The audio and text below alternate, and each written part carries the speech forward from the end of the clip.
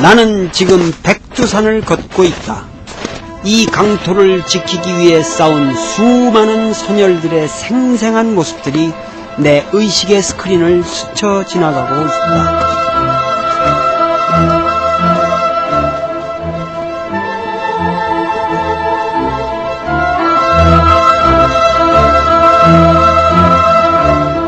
우리의 독립운동사는 흘러가버린 과거의 옛 이야기가 아닙니다.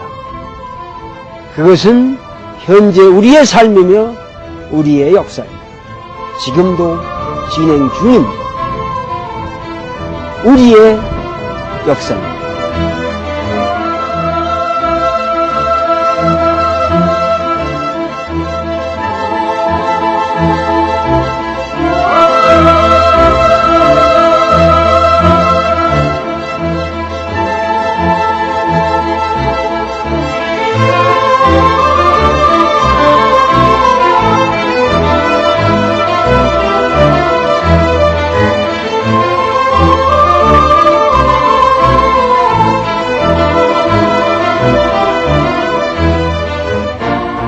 백두산은 우리 민족의 성산입니다. 독립운동사와 관련해서 이 백두산을 생각해 볼 적에 이 백두산 주변으로 수없는 전투가 이루어졌거든요. 봉오동, 청산리 대첩을 비롯해서 30, 40년대 유격 항쟁에 이르기까지 끊임없이 이 산 주변으로 몰려들었습니다. 왜냐하면 일군의 추격이 거의 불가능한 지형적 특성을 가지고 있었기 때문에. 그러나 그들의 마음속에 백두산이라고 하는 것은 단순한 피신처를 제공하는 산이 아니라 하나의 독립된 조국의 모습이었고, 백두대간, 하나된 어머니의 품과 같은 그러한 상징이었죠. 백두산이 있었기 때문에 그들은 버틸 수 있었고, 조국이라고 하는 그 어머니 품을 생각할 수가 있었던 것입니다. 우리의 삶과 우리의 역사를 가로막고 있는 장벽들이 너무도 많다. 권력, 끊임없는 욕망, 이념, 족보, 가문, 회고록의 허세. 진실은 과연 어디에 있는 것일까? 나 도리 말할 수 있는 최후의 진실은 이것이다. 청산이여 말하라.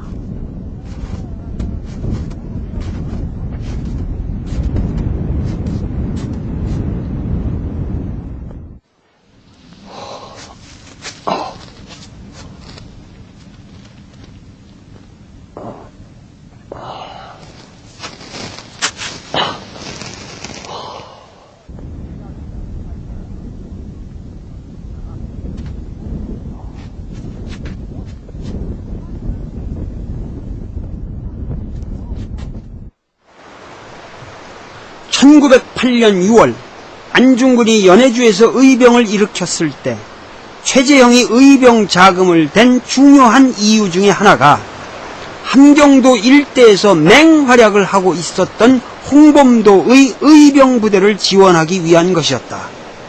안중근은 러시아제 무기를 가지고 홍범도 부대와 합류하기로 되어 있었던 것이다. 그런데 안중근은 어리석게도 포로로 잡은 일본 군인들을 총기까지 되돌려주면서 석방했다. 감상적 휴머니즘은 전쟁에선 죄악이다.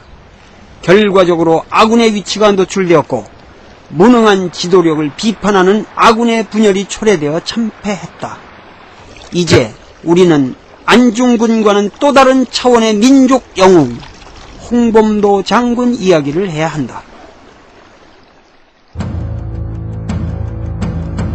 구한말 의병으로 시작하여 일본 군들에게 나르는 홍범도라는 별명을 들을 정도로 무적의 용맹을 떨쳤고, 경술국치 이후에도 독립군으로서 가장 치열하고 가장 지속적인 투쟁을 벌였던 홍범도. 그가 우리에게 잘 알려지지 않은 이유는 단순하다. 자유시 참변 이후에 그는 소련으로 가버렸기 때문에 그에 관한 정보가 차단되었기 때문이다. 권력지향적인 많은 인간들, 그리고 후대의 우파로서 출세한 많은 사람들이 그의 찬란한 생애를 덮어버려야만 자신을 빛낼 수 있었다. 그만큼 그가 바라는 햇빛은 진실하고 강렬했다. 그러나 홍범도 자신은 너무도 겸손했고 자기 자신의 행위에 대한 역사적 평가를 하지 않았다. 오로지 조국의 독립, 그것 하나만의 목표를 위해 현장에서 본능적으로 싸웠을 뿐이다. 가장 많이 싸웠고 가장 많이 이겼고 가장 오래 투쟁한 사나이, 그리고 대일본 제국 군인들이 가장 두려워했던 사나이 홍범도. 그 혁혁한 전승은 결코 행운의 소산은 아니다. 그 기나긴 전승의 리스트 속에 봉오동과 청산리 대첩이 자리잡고 있다. 충북 제천에 가보면 장담마을이라는 곳에 자양서사가 있다. 위정척사의 대부 화서 이항로의 정통 항맥을 이은 유중교, 그리고 그의 제자 의암 유인석이 이곳에 머물면서 처변 3사를 강론함으로써 우리나라 초기 의병 활동의 전국적 중심지가 되었던 곳이다.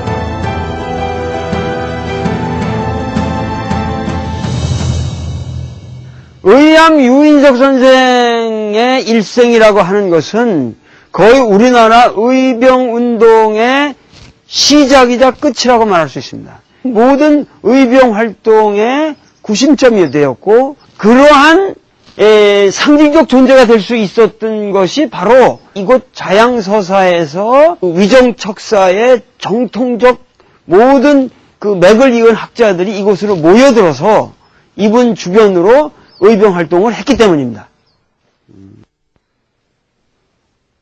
의암 유인석이 당대 조선의 지식인들에게 통문으로 발한 처변 3사란 무엇인가? 첫째는 거의 소청, 우리가 의병을 일으켜서 반드시 일본 놈들을 전부 소탕해버려야 한다. 둘째는 거지수구, 이 땅에서 영 못 살게끔은 이 땅을 떠나 망명지를 택해서라도 우리가 본래의 우리 모습을 지켜야 한다. 셋째는 자정치명, 목숨을 끌어서 자결을 하든가 완전히 이 세세랑 절연을 하고 고결하게 은거에 살아라. 유인석의 제천의병은 1896년 1월 5일 충주성을 함락했다. 바로 유인석의 주력 부대가 제천에서 주포를 지나 여기 박달제를 이렇게 넘어갑니다. 그래가지고 그 다리째로 해가지고 결국 충주성을 함락해버리죠. 그러나 함락은 쉬웠지만 버티기는 어려웠다. 결국 20일 후 제천으로 다시 퇴각하여 장기 항전을 준비해야 했다. 지금 제천시내 교육청이 자리잡고 있는 남산이 바로 유인석 의병부대의 주둔지였다. 이곳이 바로 유인석 선생이 의병을 데리고 항전을 계속한 곳입니다. 유인석 선생의 지휘소는 바로 저 뒤쪽에 있는 아우산이라는 자그마한 산에 있었고, 치열한 항전을 계속하지만은 결국은 몰리게 됩니다. 그러자 이 양반이 여기서 이 의병들을 데리고 서북행을 결정하시는 거예요. 제천에서 강원도로 해가지고 함경도로 해서 평안남도, 평안북도, 초산으로 해서 압록강을 건너는 그 기나긴 행군이야말로 이미 19세기 말기에 사건이라는데, 이거는 대단히 중요한 의미가 있습니다. 왜냐하면은 의병 활동이 서간도, 북간도 지역의 독립군 기지 건설이라고 하는 그러한 민족사적 과업과 연결이 될 수 있는 최초의 행군이었다는데 의의가 있는 거죠. 평안도, 함경도 지역에서 유인석 부대의 활약을 도운 이가 바로 홍범도였다. 이렇게 우리나라의 항일 영웅들은 서로 연계된다. 이들은 후일 연해주에서 다시 만나 13도 의군을 결성한다. 유인석이 도총재, 이범윤이 창의 총재, 홍범도가 실제적 창의군의 지휘를 맡았던 것이다. 그리고 경술국지 직전에 일본의 조선 강점을 최초로 만방에 항의한 연해주 지역 성명회의 선언문에도 유인석과 더불어 홍범도가 사인했다. 홍범도 하면 흔히 일자무식군, 함경도 삼수갑산의 포수라는 꼬리표가 따라다닌다. 세상에 넌센스도 이런 넌센스가 없다. 우선 홍범도는 함경도 사람이 아니다. 그는 도해지 평양에서 태어난 사람이다. 그가 불우한 환경에서 자라난 것은 사실이지만 어려서부터 글 공부를 했다. 그가 나팔수로서 평양 가명의 정식 군인이 되었다는 사실은 그가 숙부 밑에서 교육을 받았다는 것을 입증하는 것이다. 나팔수는 중요한 포스트다. 글 모르는 자가 나팔수가 될 수는 없다. 그는 본시 포수가 아니었다. 구한 말에 정식 군인으로서 군사훈련을 받으면서 탁월한 저격수가 되었고 구국 일념으로 의병활동을 하다가 함경도 일대의 포수들에 의하여 그들의 지도자로서 추대된 것일 뿐이다. 물론 홍범도는 그들과 더불어 오랫동안 직업적 포수 생활을 했다. 더구나 그는 금강산 신계사에서 스님 생활을 하면서 지담대사의 상좌로서 글 공부를 했고 시국의 긴박함을 깨달았다.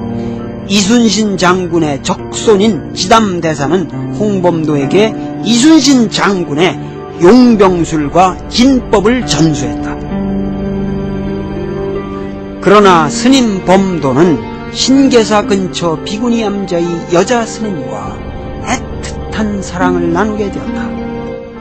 그 비구니 스님의 배가 불러오자 그들은 금강산을 떠나야 했고 불의의 사고로 기약 없는 생이별을 해야 했다. 홍범도가 삼수갑산 북청 일대에 정착하게 된 것은 기나긴 의병 항쟁 중에 우연히 그 생이별한 비구니 여인과 다시 눈물 어린 극적인 상봉을 하게 되면서부터였다. 그 여인의 이름은 단양이시 이옥녀, 바로 북청 사람이었던 것이다. 이 여인은 범도에게 양순이와 용환이 아들을 둘이나 낳아 주었지만 범도를 잡으려는 일본군의 온갖 유혹을 물리치고 모진 고문 끝에 당당한 조선의 여인으로서 끊임없이 외놈을 쳐부수는 남편 범도를 자랑스럽게 생각하며 옥사했다. 나는 브라디보스톡에 있는 극동 러시아 국립문서보관소에서 놀라운 문건 하나를 발견했다. 홍범도가 한문으로 쓴 편지였다.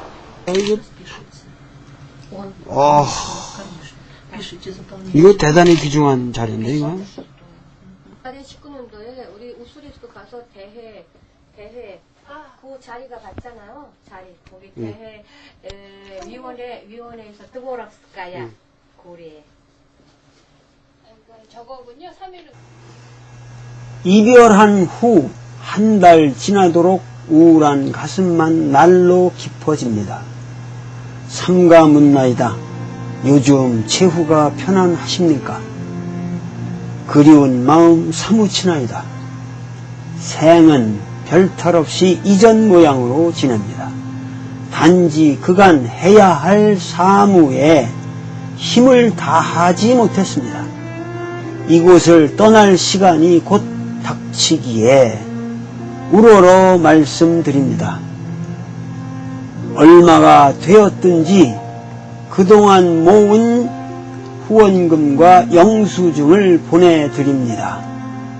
조금이라도 도움되기를 우러러 바랍니다. 여불비상 경술 2월 16일 생 홍범도. 나는 이 편지를 보는 순간 아찔했다. 내가 독립운동가의 문필로서 만난 대단한 명필이었기 때문이다. 더구나 오랜 숙련을 거치지 않으면 못쓰는 초소였다. 이 홍범도의 편지는 나 도리 최초로 공개하는 것이다.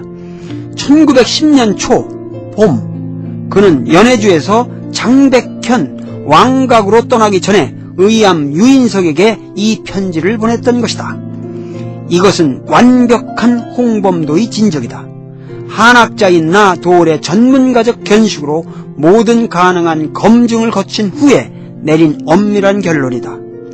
그런데 우리나라에서 홍범도에 관하여 쓰여진 모든 문헌이 예외 없이 그를 난먹고 기억자도 모르는 일자무식군으로 규정하고 있다.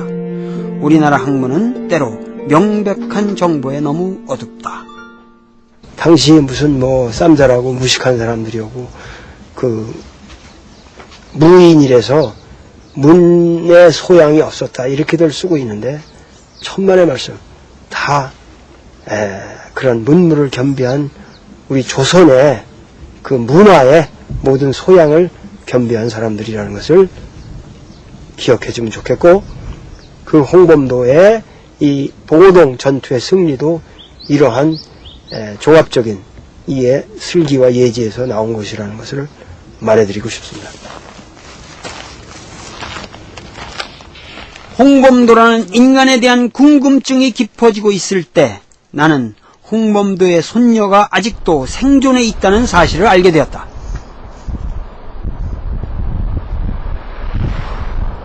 (2004년) 가을 한인 러시아 이주 140주년 기념 행사가 한창일 즈음 어느 할머니가 홍범도의 사진을 들고 연해주 고려신문사를 찾아왔던 것이다. 그녀는 우스리스크 군교에 살고 있었다. 놀라운 사실이었다. 나는 고려신문사로 달려갔다. 나는 고려신문사 편집장 김이다를 만났다. 안녕하세요.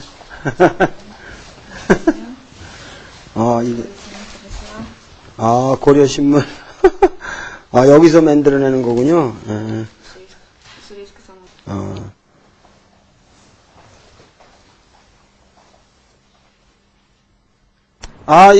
신문 만드시느라고 참 좋은 일 많이 하십니다. 원래 이 연해주 지역은 아주 예로부터 이 한인사회에서 언론이 강했습니다. 그리고 언론 활동이 굉장히 활발했고, 그리고 여기서의 활동이 국내 모든 독립운동에 엄청난 영향을 끼쳤고, 그래서 그러한 예로부터 내려오던 언론 전통을 아직도 이어가지고 이런 고려신문을 우리가 만들고 있다고 하는 것은 상당히 이거는 우리가 갸륵하고 아주 훌륭하게 생각해야 할 점입니다. 근데 여러분들이 잘 아시는 단재 신채호 선생이라든가 시일의 방성 대공자를 쓴 장지현 선생도 이 지역에 와가지고 주필을 하시면서 활약을 했던 분이라는 것을 우리가 꼭 기억해야겠습니다. 나는 김이다를 앞장 세우고 홍범도 손녀를 찾아 나섰다. 스탈린에 의해 카자흐스탄 등지로 강제 이주당했던 고려인들이 옛 고향을 찾아 다시 이주해오기 시작했다. 체르니코프카라는 이 마을에는 벌써 꽤 많은 고려인들이 살고 있었다.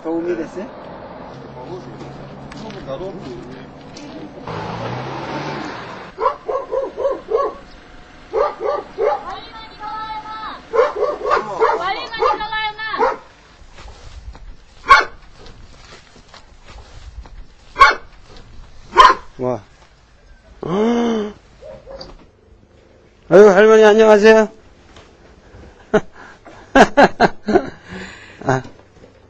감사합니다. 아유, 괜찮으세요. 앉으세요. 홍범도 장군님, 손녀시죠? 손녀. 손녀. 내가 만난 홍범도의 손녀, 빨리나 니콜라이에브나. 홍범도 장군의 인격과 기품을 느끼게 해주는 여인이었다. 혼자 사는데도 집안이 정갈했고 행동이 강단이 있으며 아싸랬다. 돼지도 잡아오고 꽁도 잡아오고 이 사람도 만나. 러시아 빼치카를 꾸두리라고 부르는 우리식 온돌로 개조하여 따뜻하게 지내고 있었다. 우리말은 서툴렀지만 그래도 10살 때까지 카자흐스탄에서 홍범도 장군에게서 직접 배운 우리말을 씩씩하게 해냈다. 홍범도 장군을 부를 때는 오 제두스카라는 말이 부지불식간에 뛰쳐나왔다. 홍범도 장군 말년의 귀염둥이 소녀였다. 장군은 이 빨리나를 그지없이 사랑했다.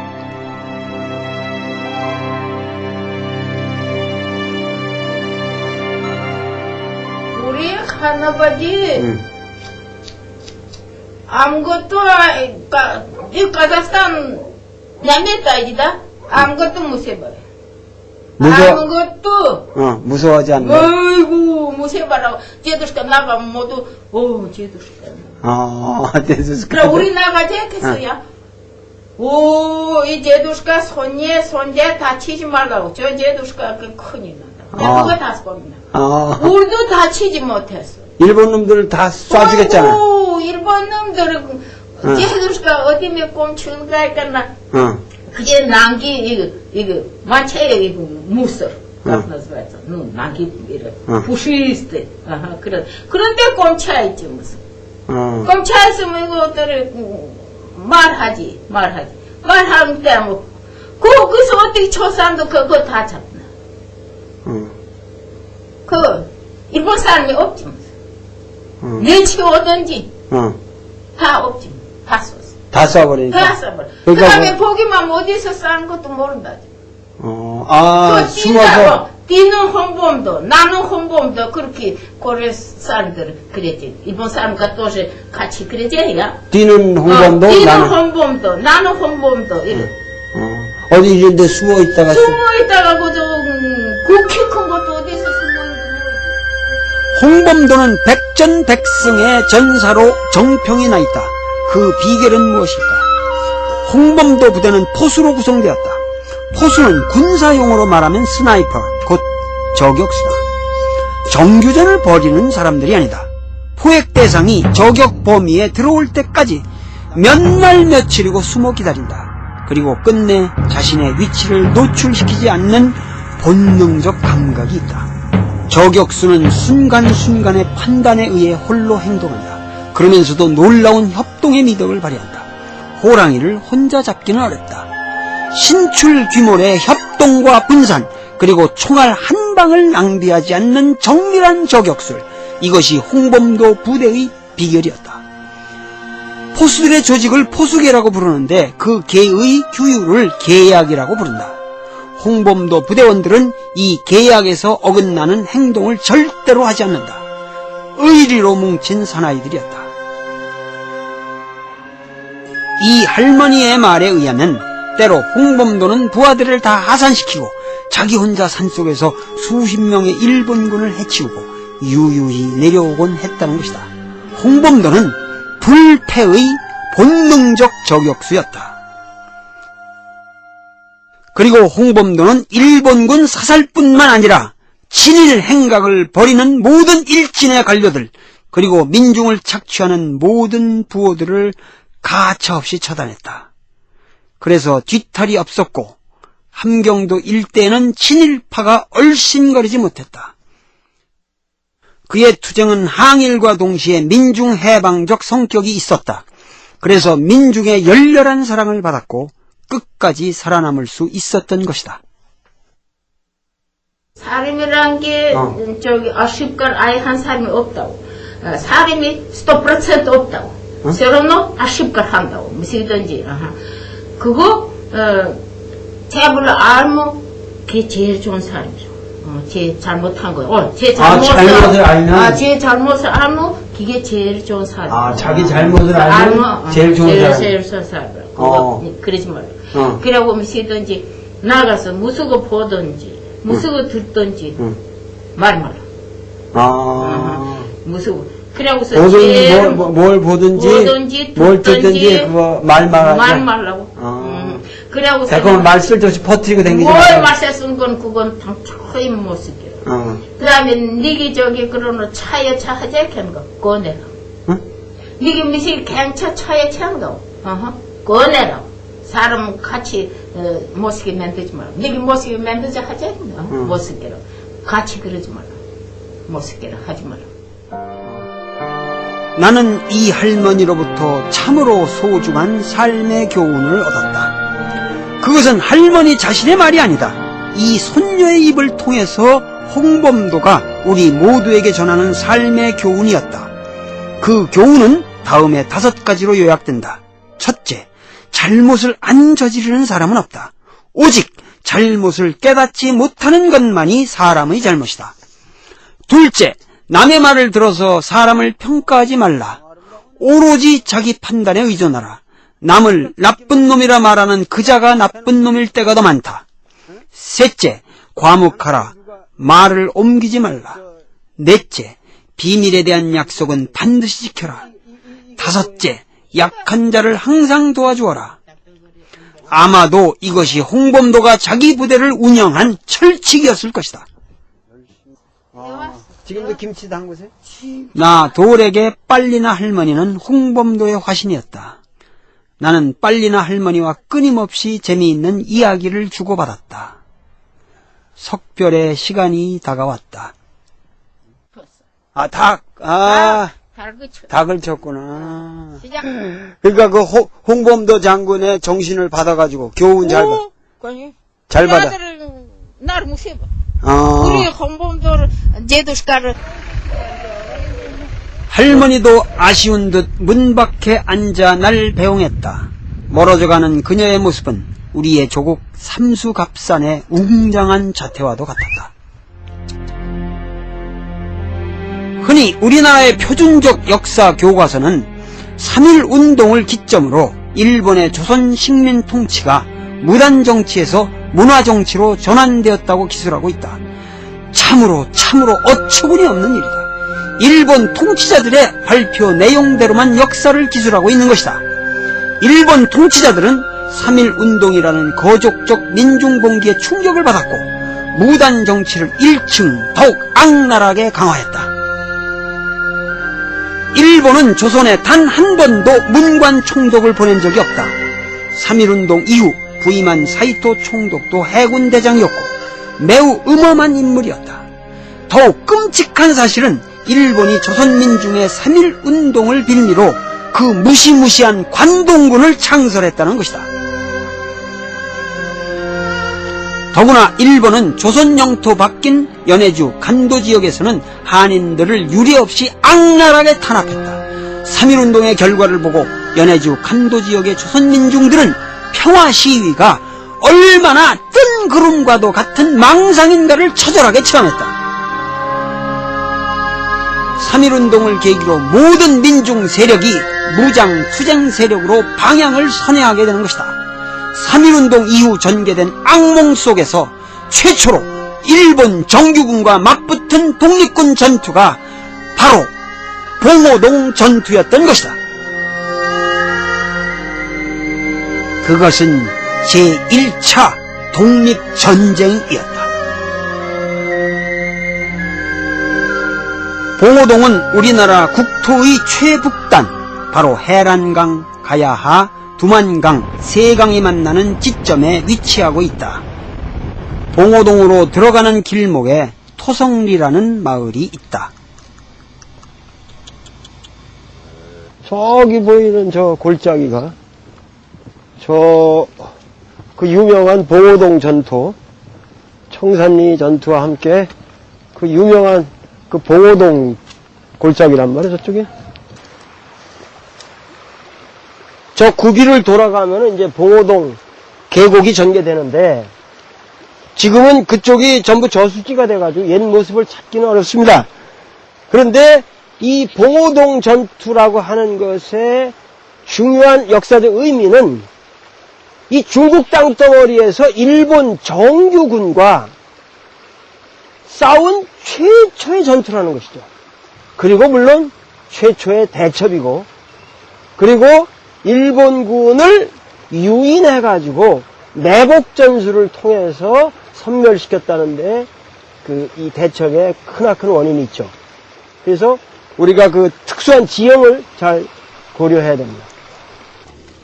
그런데 봉오동 전투를 말하기 전에 이 토성리 마을에 숨어있는 기막힌 사연을 하나 이야기해야 한다. 그 비극의 주인공은 바로 이 마을 언저리의 거대한 토지를 모조리 소유하고 있었던 대토호 최진동이라는 인물이다. 이 토성리에는 최진동이라는 분의 후손들이 살았던 곳입니다. 이 최진동이라는 분이야말로 사실은 봉오동 전투에 상당히 중요한 역할을 한 분인데 우리 역사에서는 별로 알려져 있지 않은 인물입니다. 원래 저 함경북도 종성 사람인데 이 북간도 지역으로 이미 1880년대에 이주한 분이에요. 이 지역에 그 허씨라고 하는 중국 아주 지주집으로 무슨 땀살이 방복군으로 들어가요. 그래가지고 거기서 소매기고 이렇게 크다가 워낙 이 사람이 중말을 잘 배우면서 똑똑하고 그러니까 그 지주집 허씨 집안의 양자가 된다고. 그래가지고 완전히 귀화해가지고 중국 사람이 됩니다. 근데 이 사람이 그 지주 집안에서 토지 관리 같은 걸 썩 잘하고 이렇게 되니까 나중에는 그 청나라의 그 토지 관리 통역관이 돼요. 그래가지고 통역관이 돼가지고 이쪽 지역에 땅을 사고 파는 걸 관리를 하면서 이쪽에 방대한 지역의 토지를 소유하게 되고 그러면서 이 사람 스스로가 대지주가 됩니다. 그래서 자기 동네 그 회령, 종성 이쪽 사람들을 전부 이주시켜가지고 여기다가 살게 하는 거예요. 그래가지고 자기가 이제 지주 노릇을 한 거죠. 그래서 정말 이 지역에 아주 토호 노릇을 하고 있던 사람인데 3.1운동을 거치게 되면서 1919년 3.1운동을 거치게 되면서 이 사람의 사상의 변화가 옵니다. 3.1운동을 해보니까 이것은 맨손으로 해봐야 아무 소용없다. 이제는 끝이다. 그래서 모든 사람들이 무장투쟁론으로 사상이 전부 변하면서 각 지역에서 무장투쟁 단체가 우후죽순처럼 일어나게 됩니다. 그때에 이 지역의 최대 부자였던 이 최진동이라는 사람이 바로 군대를 조직하게 되는데 그것을 군무도독부라고 불렀어요. 아주 강력한 재력을 가지고 있었던 단체죠. 그런데 이 홍범도 군대는 이 지역을 떠돌아다니지만은 이 지역 기반이 없었어요. 그래서 국민회라고 하는 데서 상당히 지역 기반이 있었던 이 국민회 조직이 홍범도랑 연합을 제의합니다. 그때에 바로 최진동의 군무도독부도 같이 들어가서 소위 말해서 대연합전선을 피게 되는 거예요. 그래서 그러한 1920년에 그런 연합전선이 결성된 직후에 바로 봉오동 전투가 이루어지는 겁니다. 최진동은 열심히 싸웠다. 그러나 그는 어디까지나 대지주였다. 일본놈 등살에 살아남기 어려웠다. 그는 결국 친일파로 변절하고 만다. 비극적인 것은 그 맏아들 최신국이라는 사람이 그 조선 공산당 만주 총국에 참여해가지고 공상활동을 벌여요. 대개 그 부잣집 아들이 되게 그렇지 않습니까? 그러니까는 이 아버지가 어떻게 그럴 수 있냐? 어떻게 우리 집안에서 네가 공산당이 될 수 있냐? 그래가지고 다투다가 이 아들을 심하게 이 기타란 몽둥이를 두드려 팹니다. 그런데 글쎄 그 맏아들이 거기서 병신이 돼버려요. 그러다가 시름시름 앓다가 죽어요. 그런 그 죽는 날 맏며느리가 아들의 부인 맏며느리가 같이 자살해버려요. 열려죠. 그러니까 이런 비운을 겪으면서 이 사람은 완전히 친일파로 돌아서 버리게 됩니다. 워낙 이 땅이 많았다며 여기에? 네, 많았어요. 다 그 양반 땅. 아, 그 양반 땅이요. 최진동 보신 적 있어요? 예? 최진동 보셨어요? 봤어요? 어떻게 생겼어요, 최진동? 그 양반 대관 좋습니다. 응? 도중에서 이렇게냐, 외손사. 최진동도 이렇게 가이세를 수염해? 수염을 이렇게 말았어? 예, 무관 생겼어. 최진동도 무관상이에요? 이 동네의 뒷동산 양지바른 곳에 최진동은 묻혀 있었다. 부자치곤 초라하게 쓸쓸하게.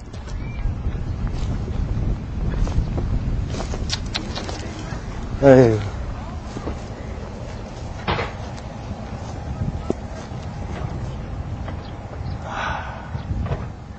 바로 이 쓸쓸한 묘비와 이 무덤이 이 비운의 인물 최진동이라는 사람의 묘입니다. 1941년 11월 25일에 돌아간 날짜까지 정확하게 적혀 있습니다.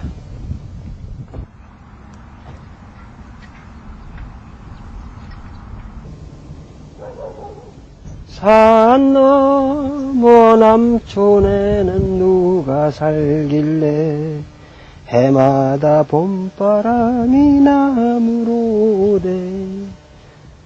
이 낯익은 노래는 김동환 시인의 노래입니다. 이런 시들이 지어진 곳이 바로 이 간도에서 지어졌습니다. 지금 제가 서 있는 이 풍경을 노래하고 있습니다.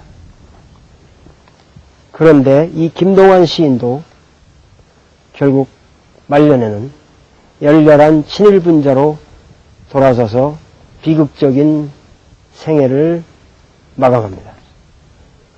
바로 여기가 최진동이 살던 마을입니다.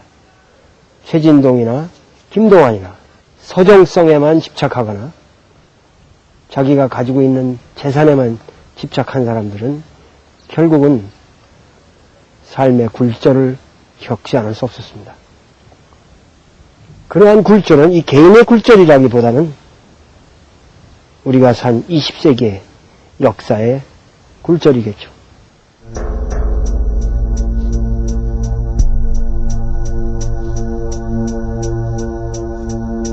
당시 상해 임시정부 군무부는 봉오동 전투에서 일본군이 457명 정도의 사상자를 내었다고 발표하고 있으나 기실 이 전투에 투여된 일본군의 숫자는 283명에 불과하다. 그리고 전사자는 46명으로 정확하게 추산된다.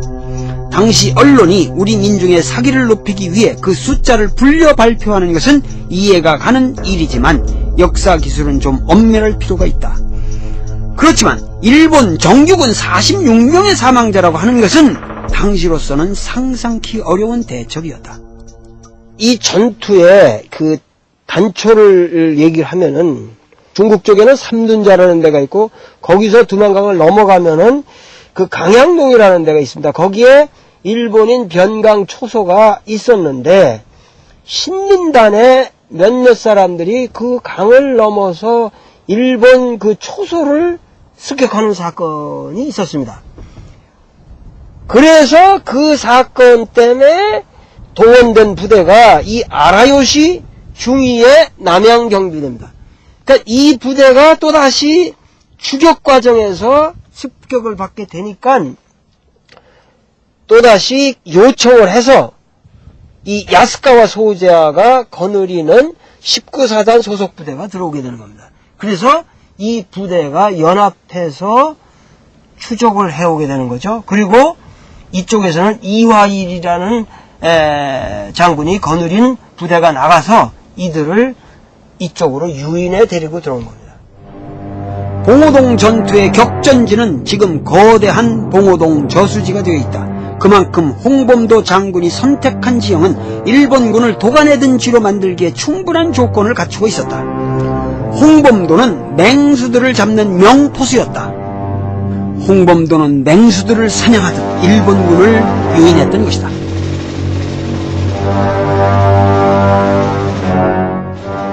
저기 보이는 저 봉우리가 꼭 우리나라 그 삿갓처럼 생겨서 저거를 초모산이라고 불렀던 모양이에요. 그래서 그 사람들은 그냥 초모정자라고 불렀는데 조선인들이 이곳으로 이주해 오면서 저 초모정자를 아마 봉오산이라고 불렀던 것 같아요. 그래서 그 봉오산 이 밑에 일대를 전부 이게 봉오동이라고 불렀던 건데 그게 이제 하촌, 중촌, 상촌으로 이렇게 끼다랗게 골짜기로 돼 있는데 저 지금 삿갓봉에서 쭉 내려와가지고 그 끝나는 지점 정도가 하촌입니다.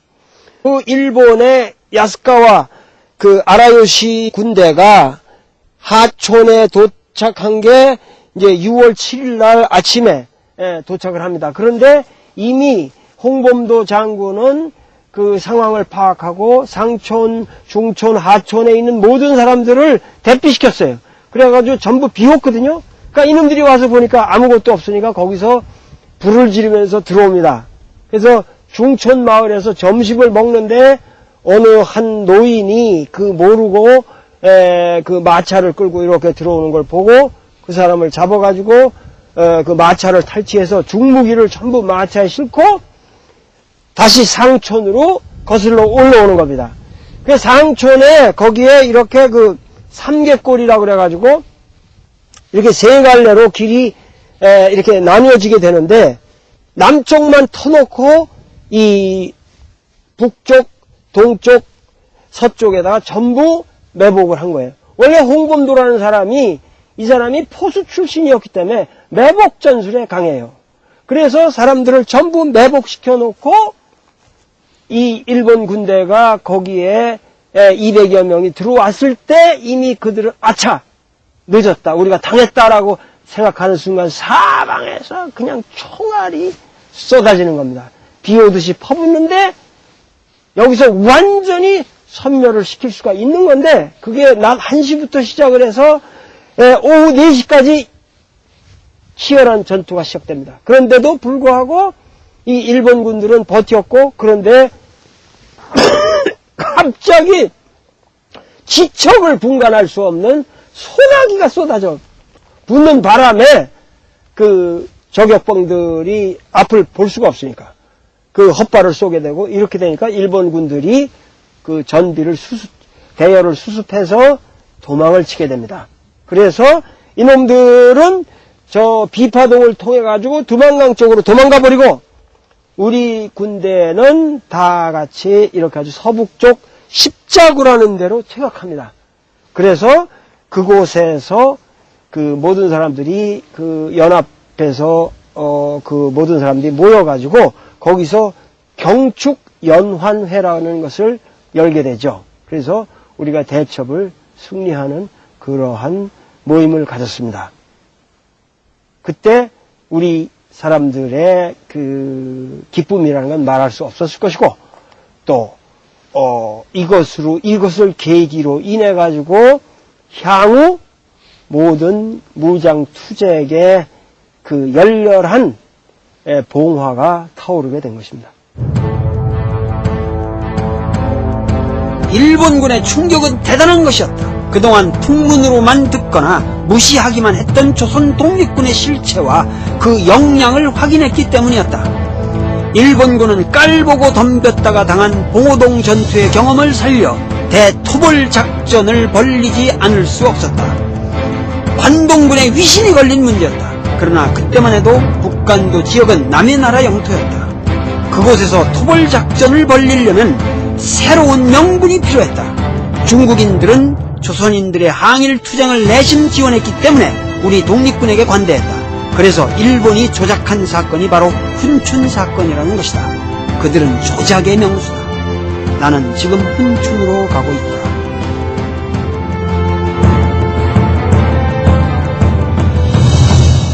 지금 저는 훈춘시에 와 있습니다. 그러니까 우리나라 지도를 보면 백두산으로 해가지고 저 한경북도 최꼭대기에서 이렇게 굽어 내려서 두만강이 동해 쪽으로 빠지는 곳에 이 북간독 쪽에 있는 곳이 바로 이 훈춘입니다.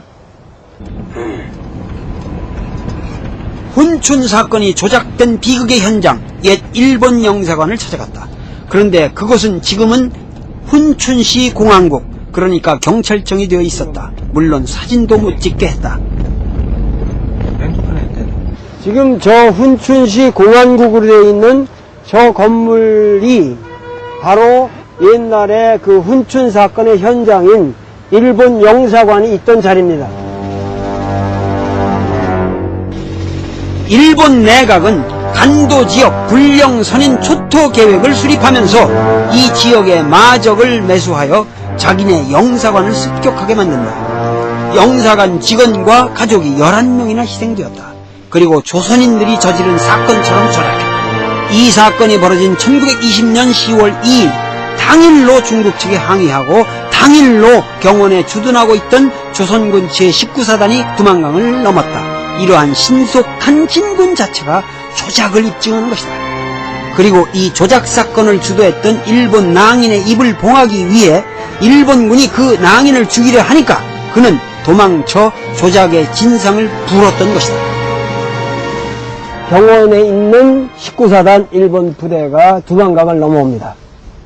그러면서 남쪽에서는 이 나남 19사단이 올라오게 되고 북쪽에서는 북만주 파견군이 이렇게 내려오게 되고 그 서쪽에서는 그 안동에 단동에 그 본부를 둔 관동군이 들어오게 되고 이쪽 그 동쪽으로부터는 시베리아에 파견됐던 포조군이 들어오면서 사방에서 공략해서 그래서 찬빛작전이라고 부르는데 완전히 석회 이를 발라내듯이 발라내면서 이 지역을 초토화시킵니다. 이것이야말로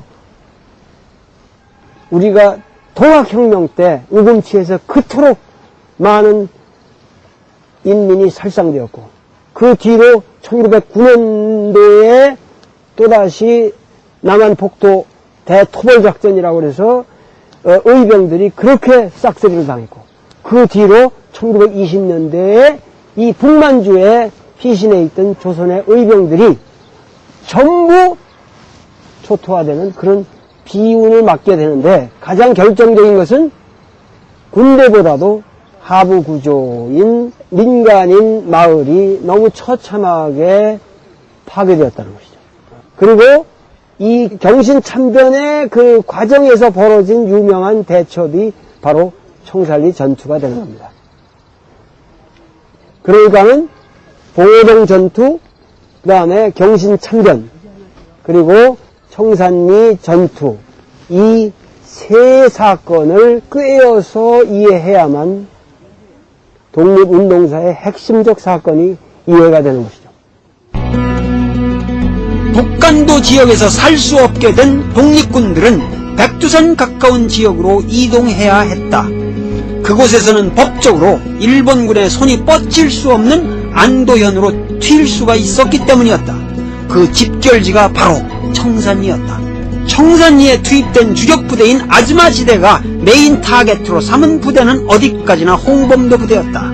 봉오동 전투의 기억이 생생했고 홍범도 부대는 이미 이곳에 2개월 전에 와서 국민회군, 신민회, 의군단, 광복단과 더불어 강력한 연합전선을 펴고 군사훈련 중이었기 때문이었다. 왕청현 서대파에 본영을 두었던 김좌진의 북로군정선은 제일 뒤늦게 도착했으며 아즈마 부대의 타겟트가 아니었다. 그러나 실제 전투는 김좌진 부대와 아즈마 부대의 한 군대 사이에서 시작되었던 것이다. 이 청산리라는 것이 작은 동네가 아니라 여기서부터 저 송화평이라는 데서부터 시작해서 한 60리 이렇게 뻗어 올라가는 계곡형의 기따란 이렇게 동네들입니다. 거기 한 11개의 마을들이, 한인 마을들이 이렇게 있었고, 대개 여기는 그 대종교를 기반으로 하는 곳이었습니다. 김좌진 부대는 혁혁한 공을 세웠지만, 처음에는 상당히 이 전투에 대해서 상당히 신중파들이었어요. 그래서 피전책이라고 해서 될 수 있는 대로 우리가 전쟁을 여기서 피하는 것이 현명하다.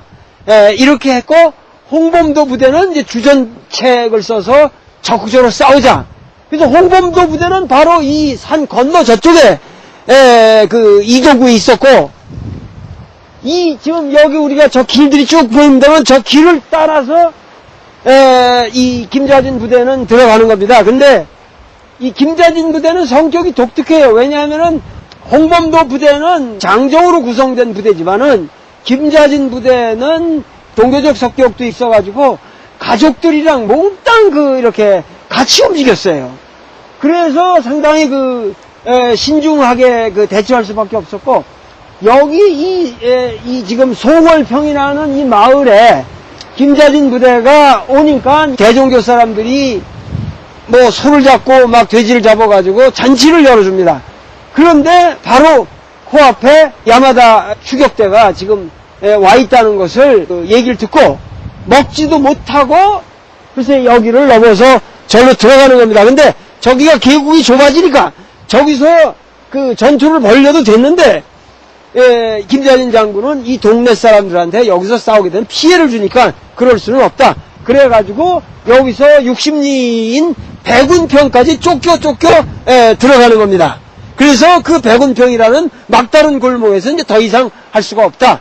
그래서 피하다 못해서 백운평이라는 계곡을 선택해가지고 거기서 매복해서 협공을 해가지고 90명의 추격대를 전멸시켜버리는 그런 쾌거를 거두게 되는 것이죠.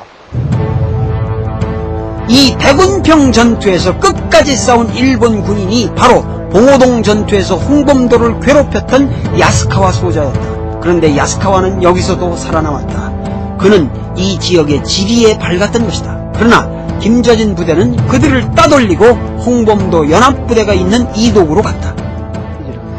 청산리 전투라고 하는 것은 세부적인 상황이 상당히 좀 복잡해요. 3도구와 2도구 양 골짜기에서 우발적으로 그렇게 복잡하게 얽혀 들어가면서 이제 일본군의 그 추격대와 이렇게 묘한 타이밍을 거쳐서 우리의 승리로 이끌어가는 아주 절묘한 과정이 있는데 어느 한 부대의 일방적인 전투로 봐서는 아니 된다는 겁니다. 청산리 대첩의 마지막 장면에 그 홍범도 부대의 협공이 없었더라면 그 김자진 장군은 여기서 거의 살아날 길이 없었을 것이다 라는 것이 정확한 실상입니다. 그런데 김자진 장군의 부관이었던 이범석이라는 분이 나중에 우둥불이라는 자서전에서 홍범도 장군이 이 전투에 전혀 참가하지 않은 것처럼 기술을 하게 됨으로써 이 청산리 대첩에 대한 전체적인 역사적 진실이 왜곡되게 됐고 은폐되어 버리고 우리에게 그 잘못 전해졌단 말이죠. 이범석은 입이 10개라도 할 말이 없다. 그의 우둥불은 사실이라기보다는 소설이다. 지금 그 소설을 사실로 믿는 사람은 저 청산리의 태양 아래는 아무도 없다. 당시 이범석은 20세의 어린 사람이었고 홍범도는 민족사의 서러움을 뼛속 깊이 체득해온 52세의 노장이었다. 김자진은 백운평에서 퇴각하여 봉밀구 갑산마을로 왔다. 새벽 3시였다. 갑산마을 사람들은 맛있는 소찬을 준비했다. 그때 일본 기마병 부대가 아랫골 천수동에 있다는 한 안악의 말을 듣는다. 송월평에서부터 한 숟갈도 뜨지 못한 허기진 상태에서 그 맛있는 밥을 먹지도 못하고 선제 공격 기습 작전에 명령을 내린다. 참으로 어려운 결단이었다. 김자진만이 해낼 수 있는 위대한 용담이었던 것이다. 지금 저 초원위에 아련히 보이는 저 마을이 천수동 마을입니다.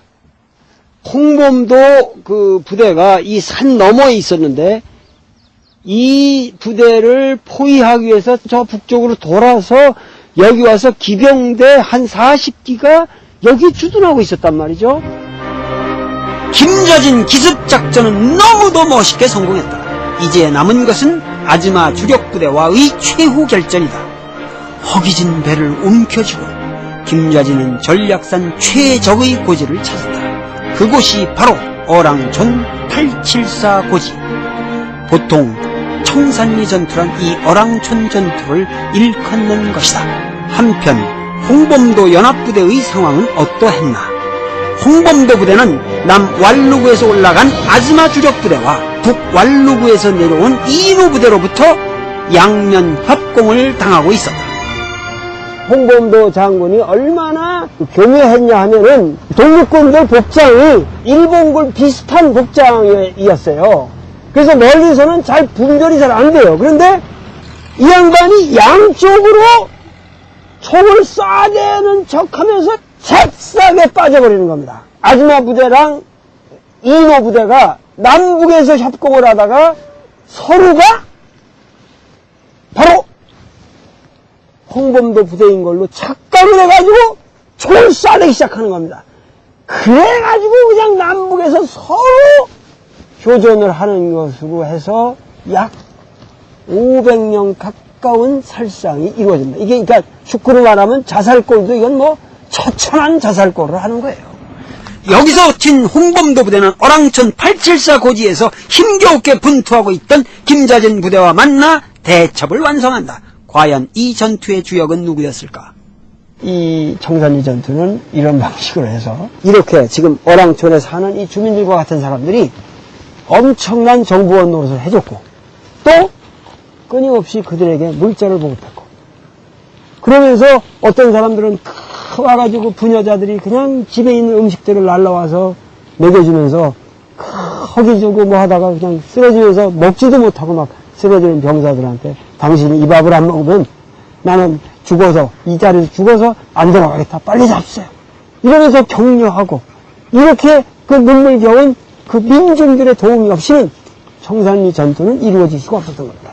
그런 정산리 전투는 소수의 뭐 몇천 명의 한국의 남아만이 싸운 것이 아니라 이 지역에 뿌리를 내린 우리 조선족 전체의 민중이 같이 합치면서 싸운 전투라고 하는 것을 우리가 반드시 기억해야 합니다. 그리고 그 열악한 상황에서 우리가 대첩을 거둘 수 있었던 가장 중요한 이유는 그 독립을 지향하는 열렬한 애국심 그거 하나였다는 거죠.